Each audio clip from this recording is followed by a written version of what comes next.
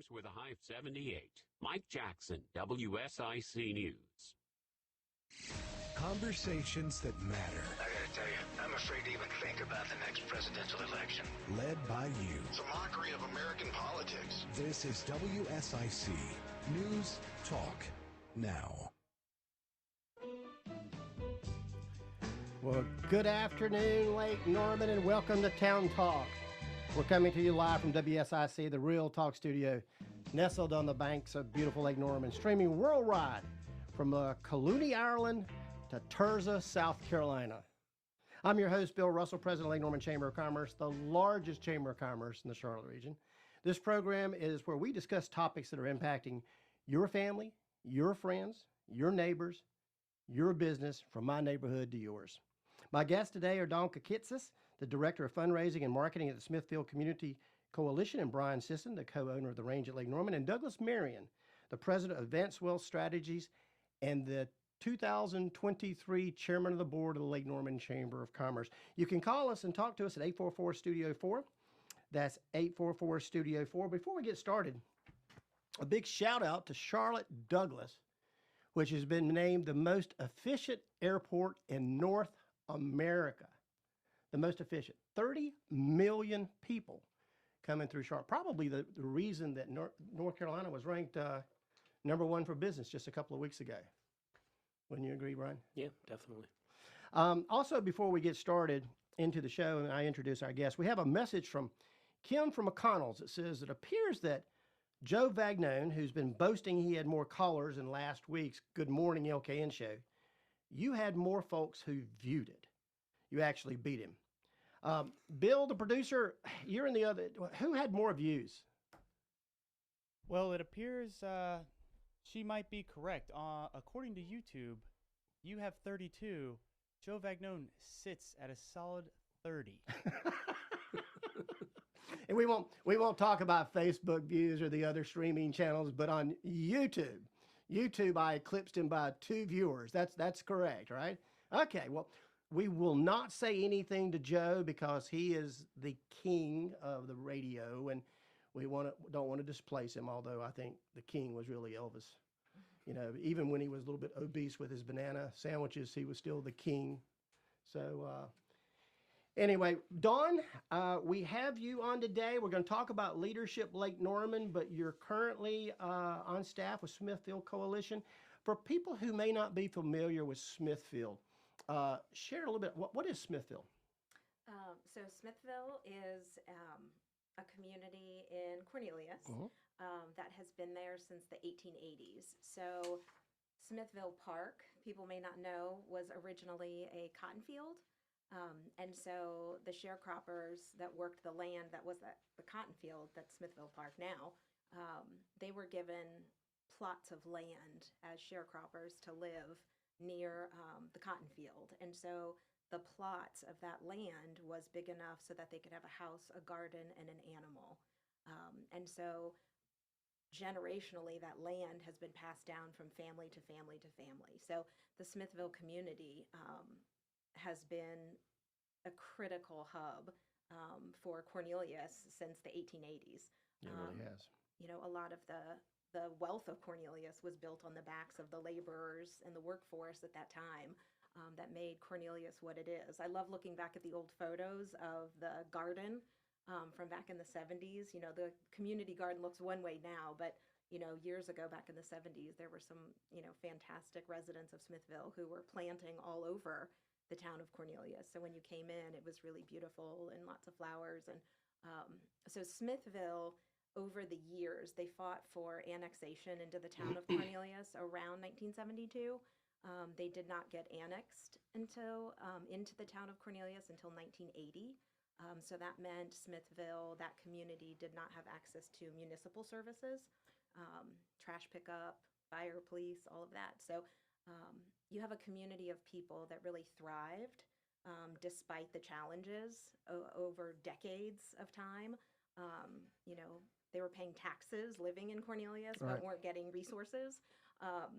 So a revitalization plan was created on how to revitalize the neighborhood. And so that was approved by the town of, you know, the commissioners.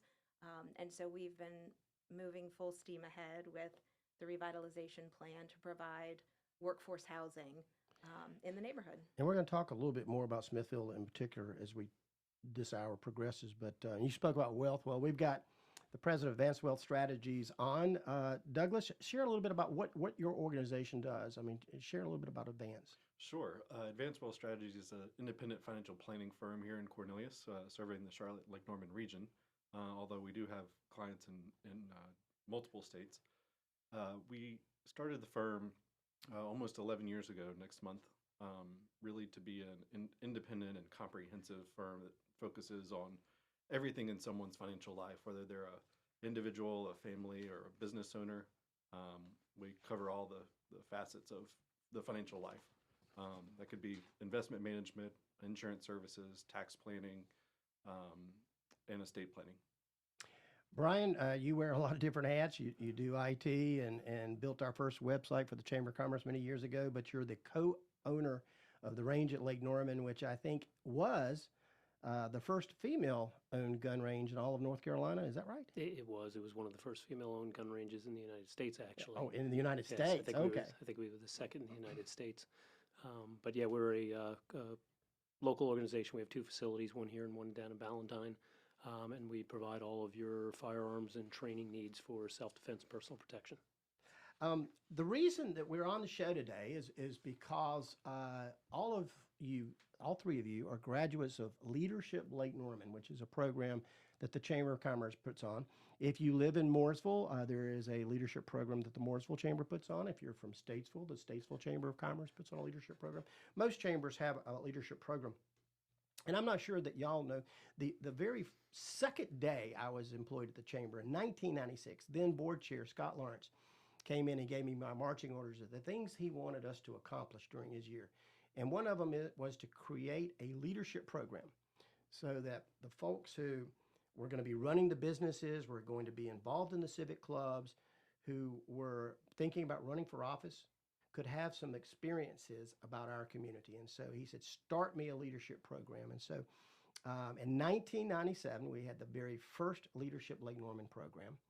And that has evolved over the course of the years. We've now had over 600 graduates of the program. 600 people have graduated from Leadership Lake Norman, which takes place over, I think it's 7 different months or 8 different months. Starts with an overnight retreat that we hold in Bethel Woods, Camp Bethel Woods in South Carolina. For those of you who don't know where Bethel Woods is, that's near Rock Hill, South Carolina. It's a church camp that my church, Bethesda, was one of the founding members of Bethesda, but it's an overnight retreat there. But Dawn, you graduated from Leadership, what year? 2002. 2002. Tell me, why did you decide you wanted to go through a leadership program like that? I moved to the area from Ohio after college back in '97, and I was working for a family-owned small business. Mm-hmm. And we were focusing on, it was a learning center, so we were focusing on education. And part of it was, getting more connected to the area so that we could get a sense of the needs of the community, people in the community, resources, partnerships. And so for me, it seemed like a natural next step to be part of Leadership Lake Norman so that I could get more connected to the community. And you've continued to use that and get involved in other things that you've done, whether it's the Unity and Community or Smithville or some other things. Douglas, when we come back from break, I want to ask you why you got involved in it. We also want to touch on your year as board chair of the Lake Norman Chamber of Commerce. And Brian, the same thing, some of the things that you were able to do after going through Leadership Lake Norman. I'm Bill Russell, your host of Town Talk, and we will be right back after some brief breaks for some news. Come back to Town Talk. Thank you.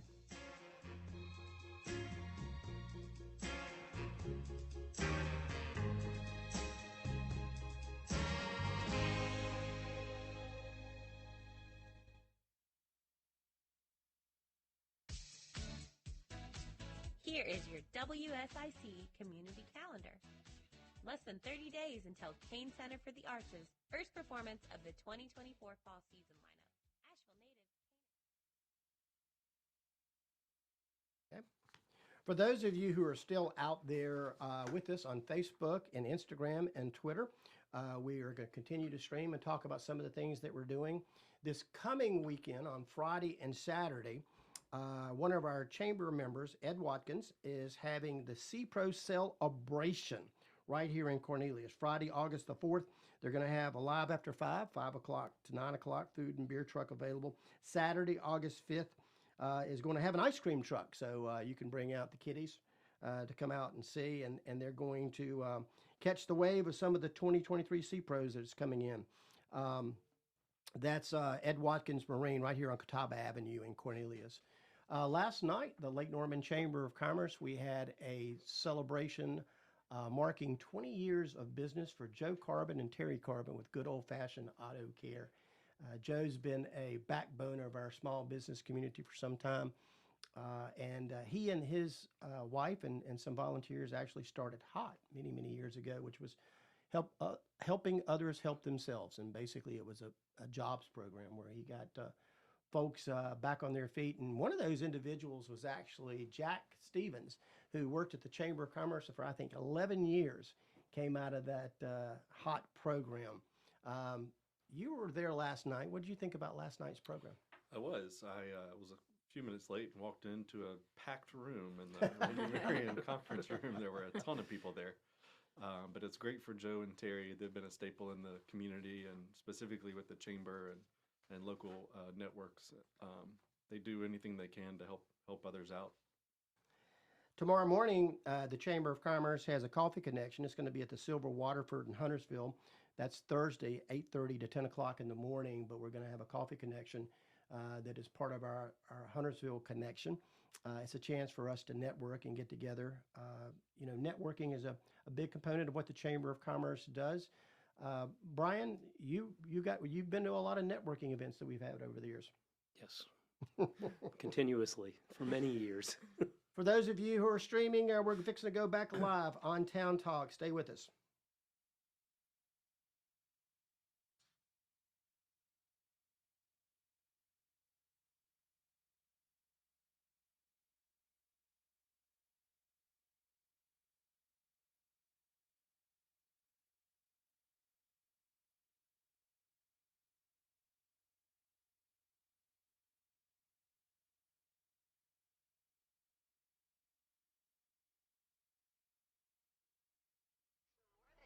Opinions, it's facts. This is WSIC News Talk Now. And we're back with Town Talk. I'm your host, Bill Russell, with Dawn Kaktisis. We have Douglas Marion and Brian Sisson. And Douglas, right before we went on break, Dawn was sharing a little bit about why she got involved in Leadership Lake Norman, a program that the Chamber of Commerce has been operating since 1997.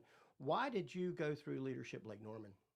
Well, Bill, it's because you kept asking me every year for about 7 years. So I finally gave in to do it.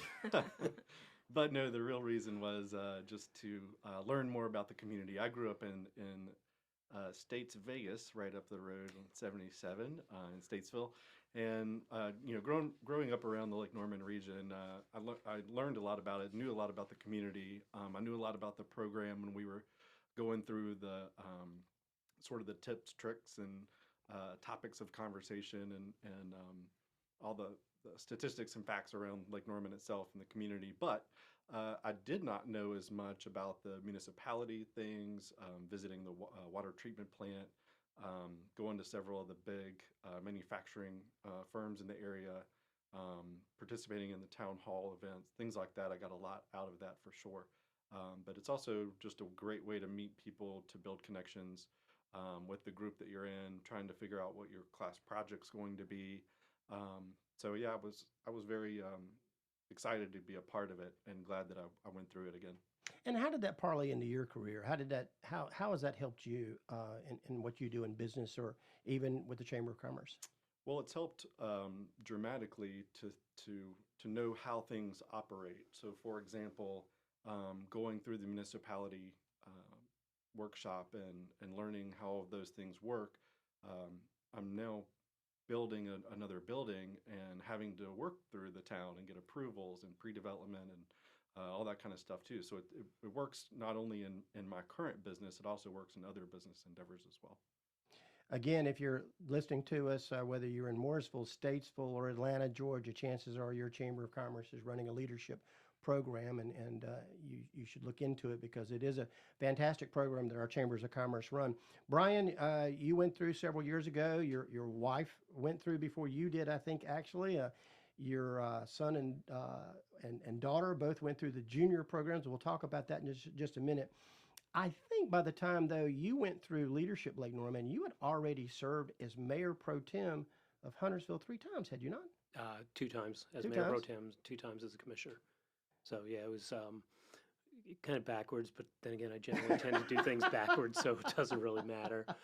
No, my wife had gone through class 14, and you had been bugging me also to go through for a number of years, and she finally said, "You're just going to take it," and I think she actually signed me up for it. So I went ahead and took it, and it was a great experience, absolutely great experience. Made some good friends that still friends with this day that probably never would have met had it not been for leadership. And the government side of things, I'd already experienced it, so it wasn't. I think I missed most of those classes. But the business side of things, that was really good to see some of the businesses and how they operate, and some of the backside things that people don't really think about, like a wastewater treatment plant and things like that. They were really a good experience and good to learn, how things function in our community.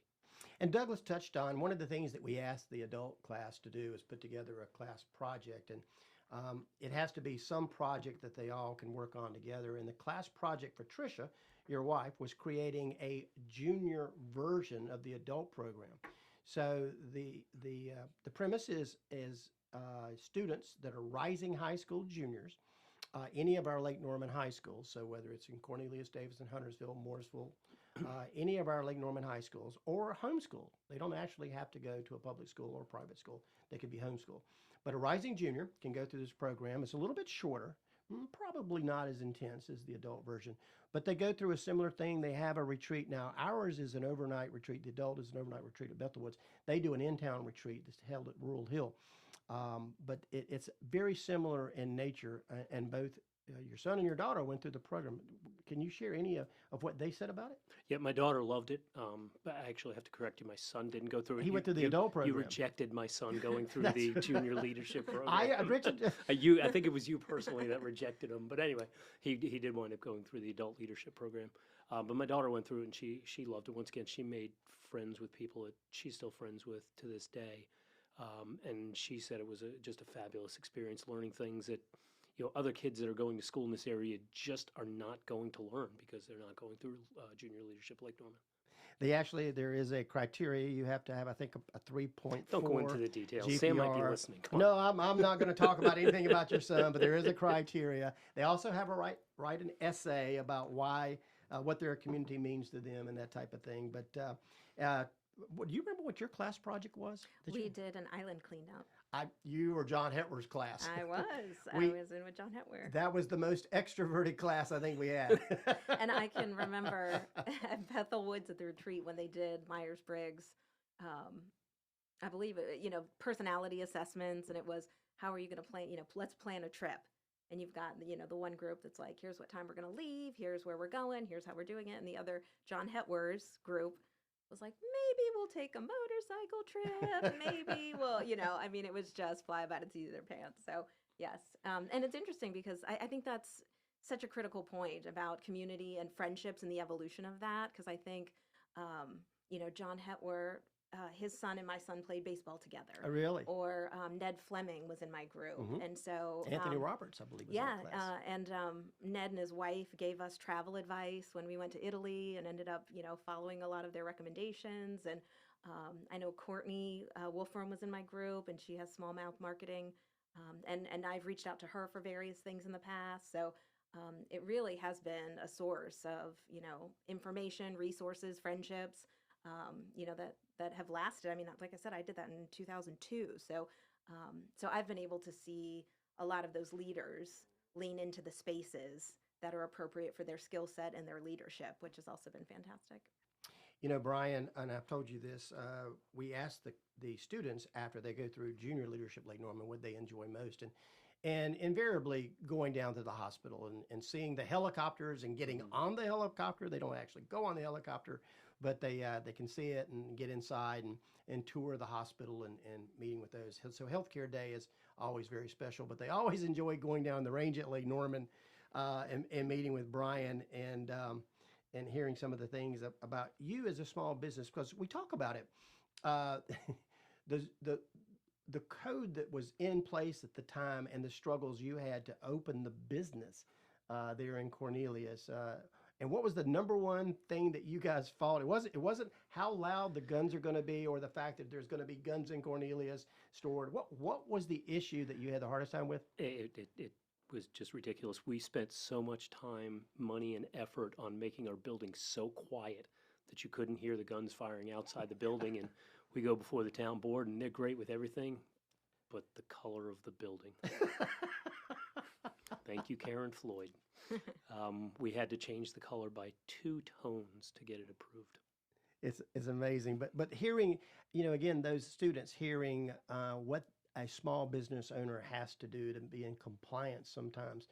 I remember when John Anarella ran for mayor the first time, they were talking about how Sam James had to install these bicycle racks outside the funeral home and had to pay all this money for the bicycle racks. And the question was asked, how many people take their bicycle up to the funeral home? Nobody. In a suit.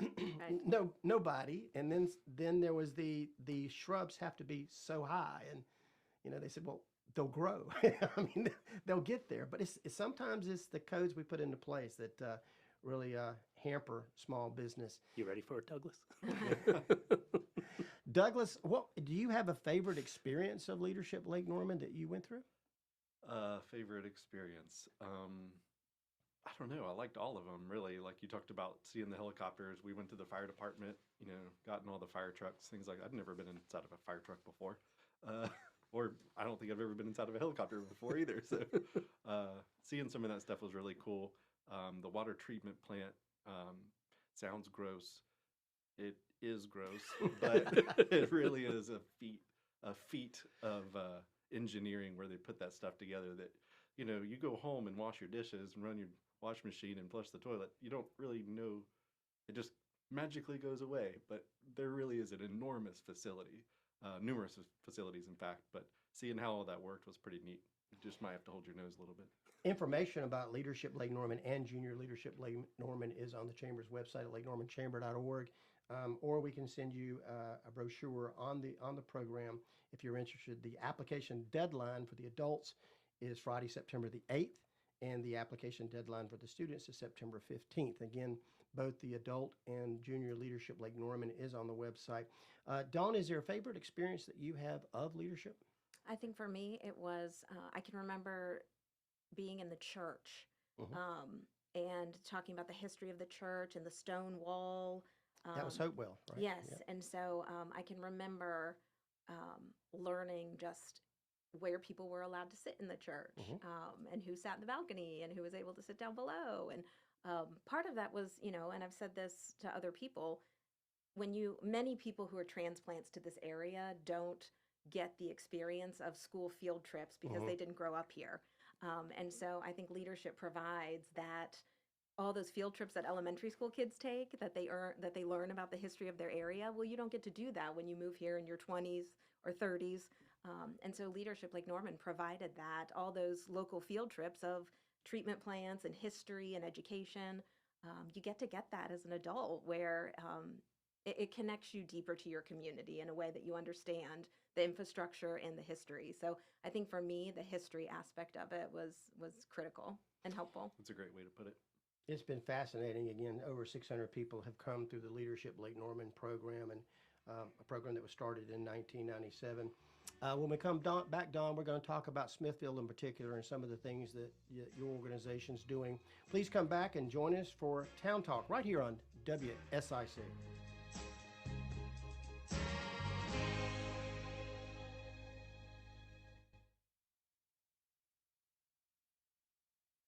Local news and weather now on the new 105.9. For those out there in Facebook land or on Twitter, on LinkedIn, on YouTube, or other streaming devices, I'm glad you're staying with us. we're still continuing to talk about some programs. Expos coming up October the 10th, Tuesday, October the 10th. We have that at Huntersville Recreation Center. That's a program we've been doing. We've been doing this since 2001. It was actually born out of Lake Fest, which was a 2-day festival that we had when I first got up here to the lake in 1996. We would have a 2-day festival at Jeton Park. And that became a victim of its own success because every year it had to get bigger and bigger. But we started developing around Jeton, and we lost any place to park. So we literally was shuttling people from Kenton Place to Jeton, and then finally we decided, hey, I guess we're not going to have Lake Fest anymore. But we had the business Big Top inside of Lake Fest, and so we've continued to have the expo. We have an opportunity to showcase 120 of our businesses and about 20 nonprofits at the Huntersville Recreation Center. You have been a long-time exhibitor both at the new location and when we used to do it at the Belk Arena. Why, Brian, is it important for you to take part in the Business Expo? It's always been a great place for us to get out and share our business with the local community and really hit a segment of the population that may not be aware that we're there. You know, we've been on Bailey Road for 12 years now, but there's still a lot of people in Huntersville, Cornelius, and Davidson that aren't even aware that we're there. So, and last year you borrowed a simulator, I think. We did bring the simulator last year. We may bring it again this year. We'll see. That was really cool. How many people do you think actually played with the simulator, or not played, but utilized your simulator? A lot. Yeah. A lot. We had a good number of people that came through that just wanted to shoot things while they were there. And there was one year you guys had little the little sticks. What is the thing? They were in the shape of a gun, but the Nerf gun. Yes, that was cool. Yeah, I like that. Douglas, you always participate as well in the expo. Why should a business participate in the Business Expo? It's like Brian said. It's really about exposure to the community, people that may not have heard of your business. It's an easy way to get in front of potentially thousands of hundreds, if not thousands of people, over one day event. So we've always set up a table. I didn't have a simulator. I needed maybe have like a booth, one of those money booths or something where people can try to grab a bunch of money. We just handed out pens and koozies and stuff. But it's really just about exposure to the community and to people that may not have ever heard of you. Yeah. And meeting other businesses and members of the chamber as well. So even when we're not sitting at the table, we're walking around and introducing ourselves to the other chamber members that are also the business vendors as well. So that's helpful. Dawn, have you had a business to participate in the expo? I have not. I have not had a business participate in it, but I'm part of the Diversity Council with the chamber, so we're excited to connect with that. Station for Lake Norman and Statesville. News Talk WSIC. Be a part of the conversation. We can't fix America's debt by starving its people. Have your say. One shooting after another, and we're doing nothing to solve it? This is WSIC. News Talk Now. And welcome back to Town Talk. I'm your host, Bill Russell. We're here with Dawn Kaktisis. And Dawn, before we went to break, we said we were going to talk about Smithville a little bit more. Tell me about the revitalization plan that you guys have for Smithville. Yeah, it was started really with NCDOT originally wanted to put a road through Smithville, and the residents said, no, thank you. And we're successful at that very emphatic no, thank you. And so from there, that transitioned over into Willie Jones, who is our executive director. Fortunately for us, he retired here in 2014 after a 35-year career in affordable housing. This would be his 9th neighborhood that he's revitalized around the country. And so we really had the best person for the job to be able to create a revitalization plan. So Lisa Mayhew Jones, who's been a resident of Smithville her whole life, grew up there.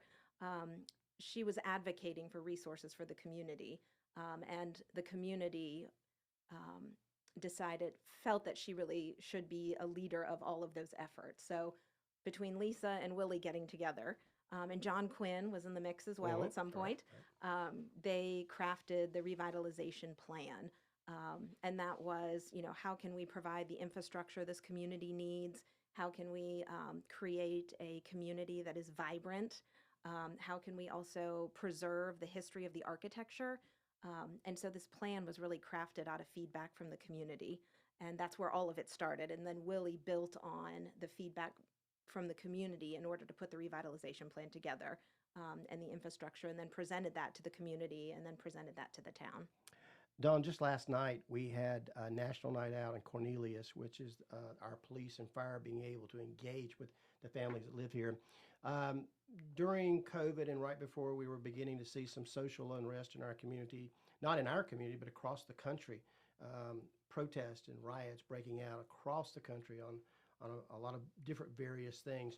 We didn't really have that in Lake Norman, and I've contended that because of the work of Ada Jenkins Center, because of our National Night Outs and the police and fire engaging with the community, because of the work of the Unity and Community of engaging in the community, that's why we really haven't had those types of things here in Lake Norman that other parts of the country has seen. For those who may not know, what is the Unity and Community, and what kind of role do they play? Yeah, Unity and Community is also a nonprofit. It's a 501c4, not a C3, and that means they can be in the space where they're advocating for different things politically, and so that's the difference between the two. But Unity and Community started after the violence in Charlottesville, Virginia, and it started with a prayer vigil and candlelight vigil in Davidson. And they asked people, would you want to get together and meet for dinner and conversation? And that created a list of people. And from there, it was formalized into Unity and Community. And that evolved then into large group meetings, which we have quarterly, and then small group meetings where you can join a small group only if the group is set up to be diverse. You don't want just an all-white group of people talking about racial equity. So we want diverse groups of people in our small groups.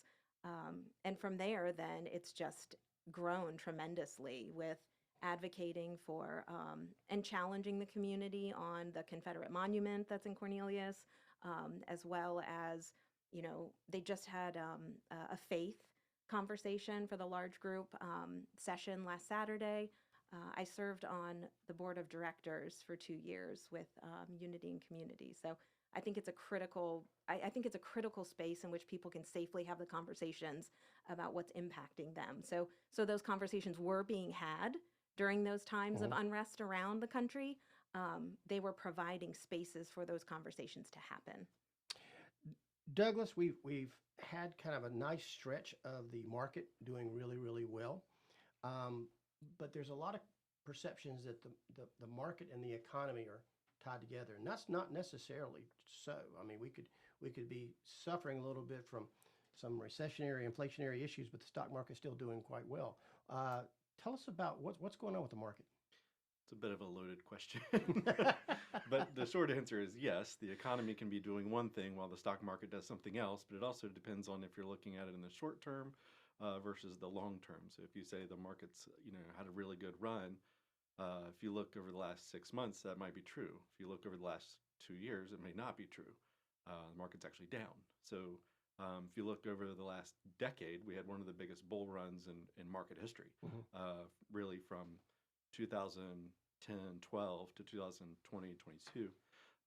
The market's done very well, but the economy's also done very well in that same time frame. So while they're not technically tied together, what we do is we look at leading and laggard indicators. So if I look at new housing starts, for example, that it would be a leading indicator that the market's going to do well because people are employed, you're building the economy, and so many things come out of real estate and housing that touches a lot of the economy. So if that's happening and growing, then the market's likely growing. So they're a little bit tied that way, but there's leading and lagging indicators. Inflation, you mentioned. Well, the problem with recessions and inflation is a lagging indicator. We might feel it in our pocket today, but economists don't analyze the numbers until after the fact when we get the reports. So the market can be doing really well, even though the economy is not doing very well until we get the numbers the following month or the following quarter, something like that. Is it too late if you're in your 30s or 40s or possibly in your 50s to be saving for retirement? The best time is yesterday. The earlier you can get started saving for retirement, the better. Primarily because the times years ago is, most people relied on company pensions. Mhm. Those are a thing of the past now, primarily, not completely, but primarily a thing of the past. So what that happened over the last several decades, getting rid of pensions, is it puts a lot more stress, financial stress on creating retirement income in addition to Social Security. So the earlier you can get that started, the better. The easiest way to describe that is the power of compounding. Let's say money doubles every 7 to 10 years. If that's the case, then if you start when you're 30, you may have 30 or 35 years to save. So it might double 3 or 4 times, maybe 5 times. If you start when you're 20, you've got an extra doubling at least. So if I take 50 grand and doubles to 100, which doubles to 200, doubles to 400, and doubles to 800, if I started at 30 versus 20, I'm at 400. If I started at 20, I'm at 800. Mhm. So that's really the easiest way to describe compounding is the earlier you can start, the best thing. I think, I don't know who quoted as saying it, but the eighth wonder of the world is the power of compounding. Mhm. But if you're expecting Social Security to be able to take care of your retirement, you're probably going down the wrong path. Probably so. Social Security has plenty of issues that I could spend an hour talking about, but people ask, is it going to run out? Social Security will always be here in some form or fashion as long as we have a labor force. Our paychecks are taxed and goes directly to those that are benefiting in retirement. And Douglas, you're contemplating another business. I am not contemplating anymore. We are very well committed to it. So yes, myself and my wife Shannon, along with my brother Travis, his wife Chelsea, we have already built the business side of it. We actually incorporated in 2019. Thankfully, we didn't pull the trigger very quickly, but it's called Fruitful Roots Brewing. My brother's been a home brewer for more than a decade. It's really kind of a passion project for us, something we enjoy doing as an experience, and we're bringing a business to it. So we've purchased some land in downtown Cornelius, just a block north of the new Art Center and Town Hall, and we plan to break ground here in just a few months, and we'll be building a commercial building that also holds the Fruitful Roots Brewing, and it'll be a full-service brewery and kitchen. You know, the brewing industry has been very, very good in Lake Norman. It has.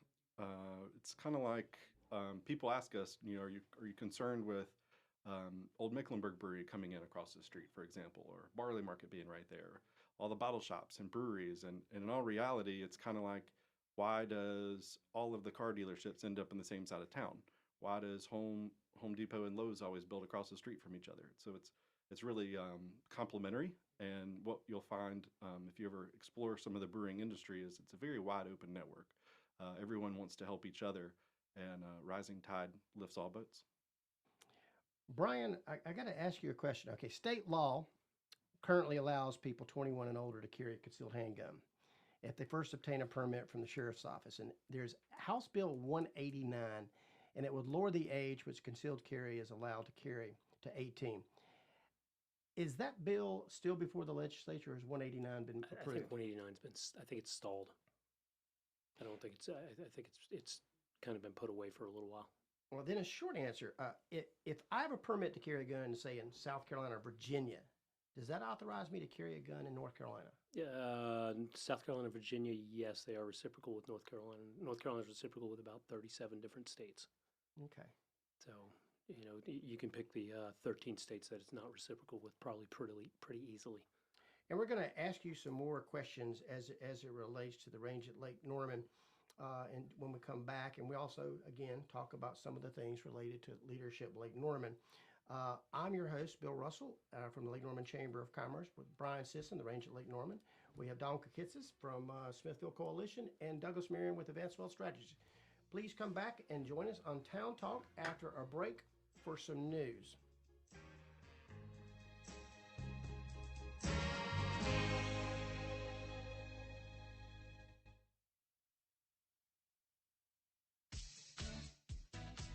Here is your Back on?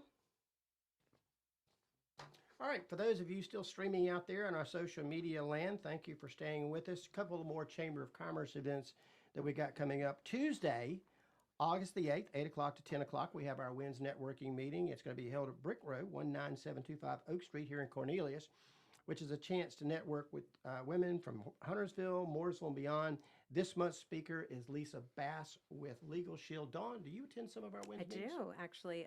I came in contact with a grant writer who moved here about 2 years ago. And she has been a fantastic volunteer and contract resource for us with Smithville Community Coalition. So I met her at the WINS meeting.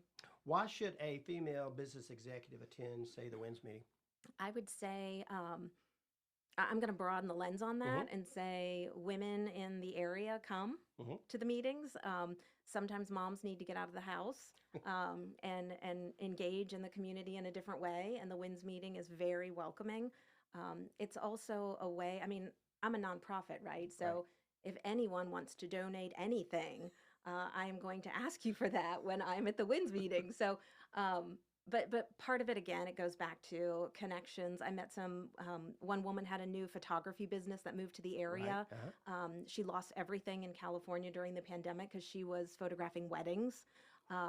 And so she relocated here. It just was too expensive to live in California. So she relocated here and restarted. And now she's doing dance photos in the area for families. So it's really fantastic to be able to welcome new people to the area. And those of us who've been here for 26 years can be good ambassadors for being engaged in the community as well.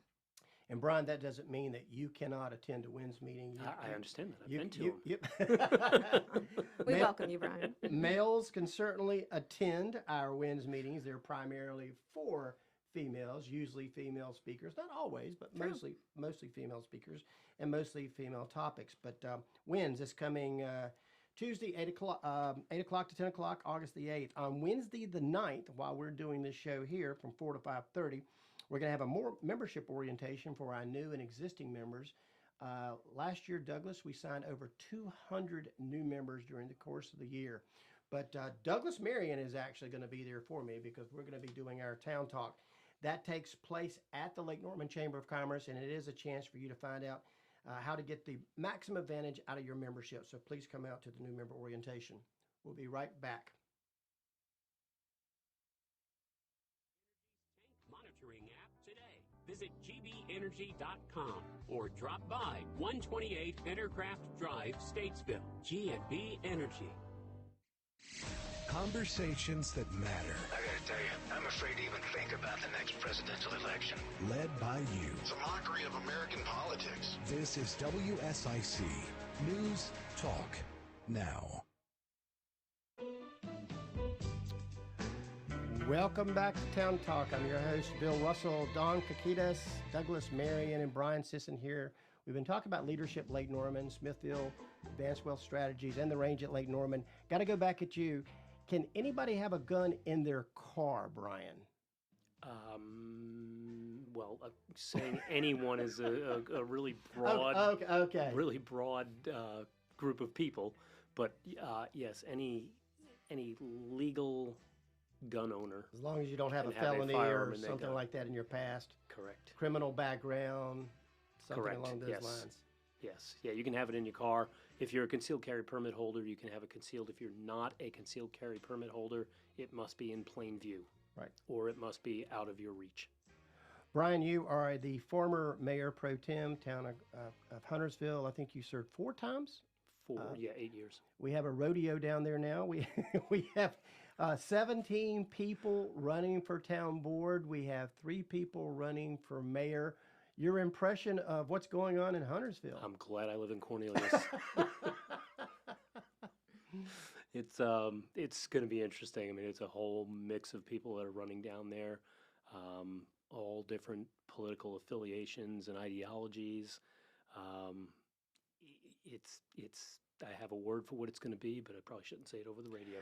Brian, when you served in those years, because I think you were pretty much done in 2008 or so. Yeah, 2009 was my last year. So 2009, social media, I don't even know that really existed. Certainly Facebook, LinkedIn, Twitter that we see. But my question is, the people that showed up from HOAs or there that night, citizens' comments. How much did that influence your board or other commissioners?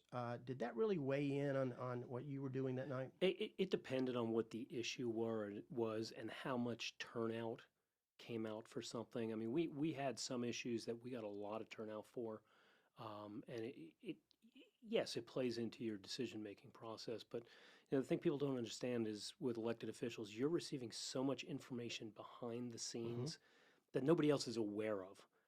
And that's what you're making your decision based upon. You're making it based on law. You're making it based on whatever your ordinances are. You're making it based on information provided, if it's development provided by the developer. So there's a lot of information that you're taking in.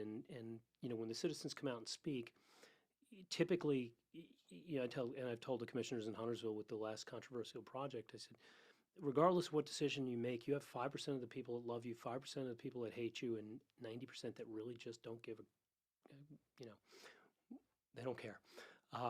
So to listen and take to heart what people who are standing up and talking about, you kind of have to take it with a grain of salt, because the other side of it is usually it's the people who are against something that are going to come out and talk about it. The people that are for it are going to sit home because they're for it. There's no reason to come out and talk about it. One of the things I've always respected about both Brian Sisson and Tricia Sisson as elected officials, and I will just say there are politicians and there are elected officials. You two were elected officials. You went in there and looked at the budget. I don't know that you ever voted for a budget. I never did. I didn't think you did. Tricia Sisson was somebody who she said, look, if I don't get reelected based on my votes, so be it. This is what I think. This is how I feel. And you stuck by those guns, the two of you. You and Douglas have been outspoken proponents of some commercial development, largely because I think you believe in the property rights, certainly on the Cornelius Business Park, the Laguna Bay. Any feedback on that? No, I mean, I'm a big proponent of property rights. I'm also a big proponent of bringing business to the community. As a small retail business owner, we thrive on other businesses coming to town and rooftops. We need rooftops. If we don't have rooftops, we can't survive as small businesses. And a lot of the elected officials just don't understand that, and a lot of the community doesn't understand that. We've heard a lot of talk about how people want top-notch restaurants in the area. They're not coming here without the rooftops. We don't have the population density, and part of the problem is we get this huge body of water right here. It takes up, what would normally be a population base. So it's a struggle for, I know it's a struggle for elected officials because they have a lot of people complaining, the roads can't handle it, blah, blah, blah, blah, blah.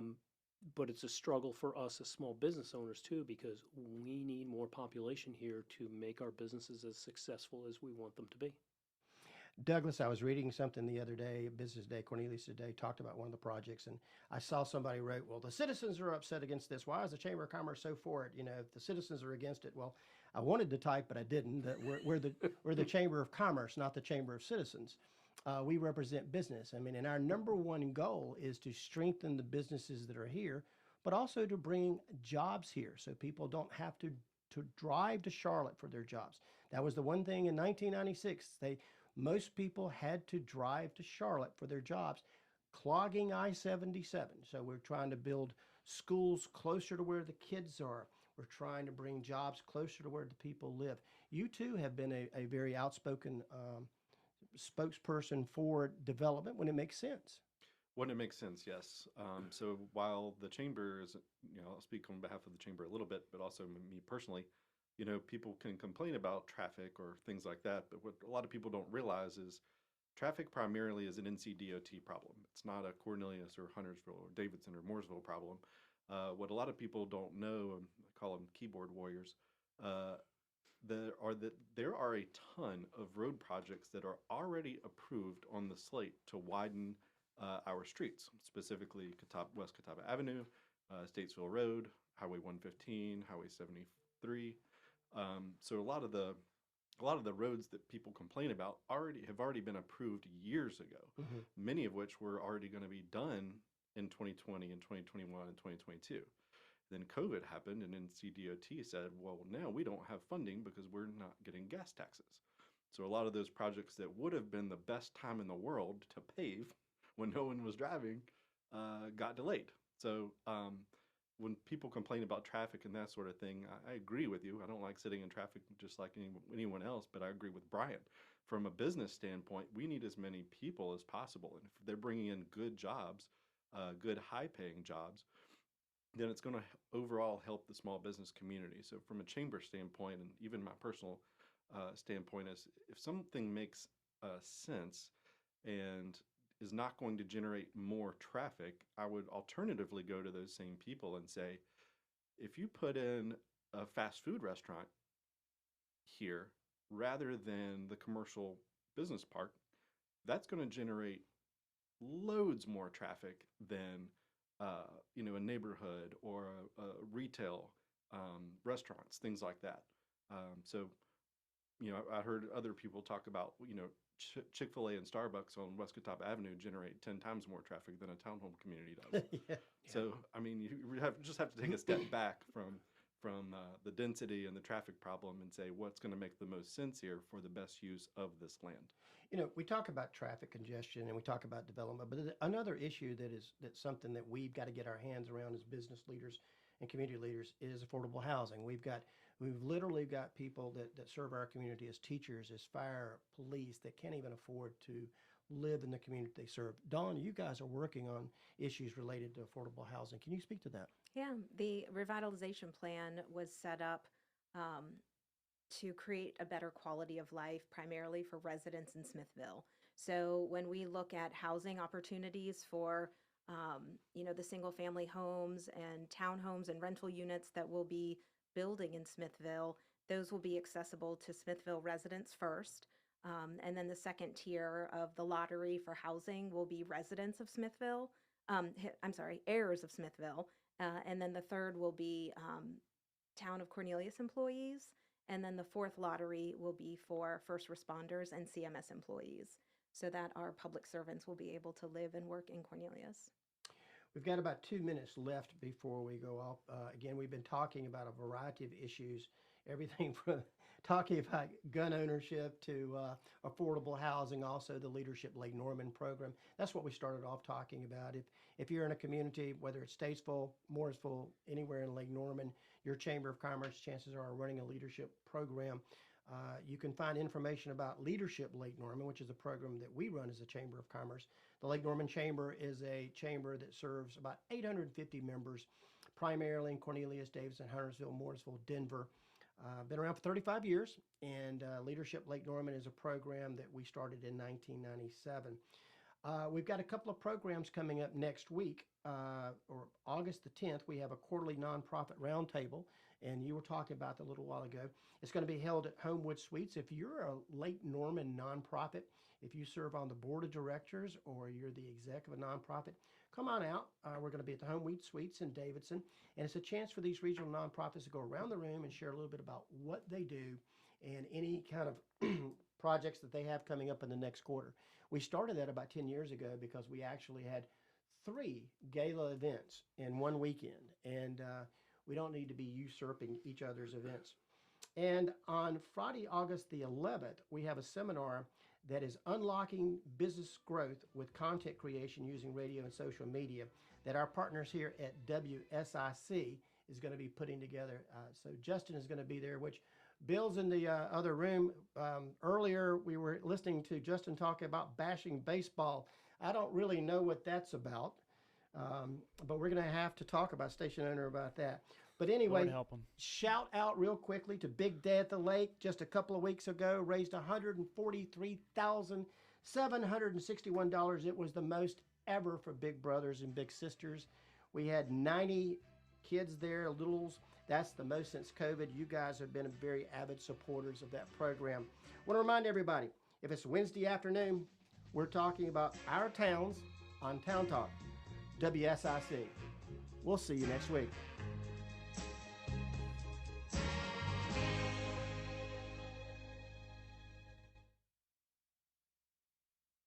The new 105.9